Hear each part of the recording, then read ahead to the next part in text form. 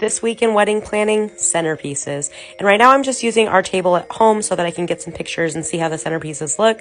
But the tables at the venue will be much larger and round. Every table will have a black tablecloth, a crushed velvet green table runner, and 5 tea lights in the shape of a 5-point star. So the first table we have is chromancy, which is all about time and time manipulation. So in the centerpiece, I have a lot of elements that represent time. There's a quartz crystal, an antique clock.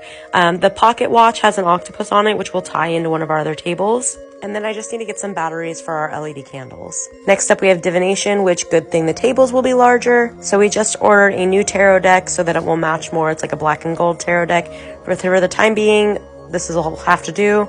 8 teacups for each of the table settings, and there will be a tea bag inside each of the cups. And then each table is also going to have like a card that says something that's within the theme of the table, almost like a game for people to fill out just little questions. For example, divination is like, peer into our future, what do you see? Then here we have necromancy.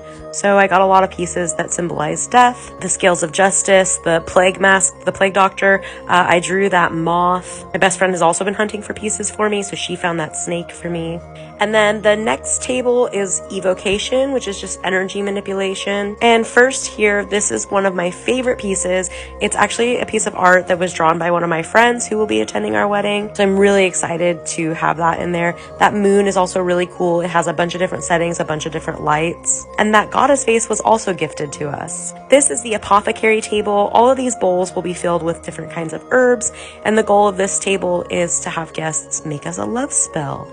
I think I'm actually most excited for the apothecary table. I may pick up a few more little pieces, just a couple little small jars to put herbs in. Then we have transmutation. So I got a little pieces that just are like animals. The question card for this table is what animals represent the couple. Don't worry, that skull is fake, but it looks super real. Then we have abjuration, which is about protection and shielding. I'm thinking I might pick up something else for this, maybe like an ankh or a tiger eye crystal. I feel like it's missing something.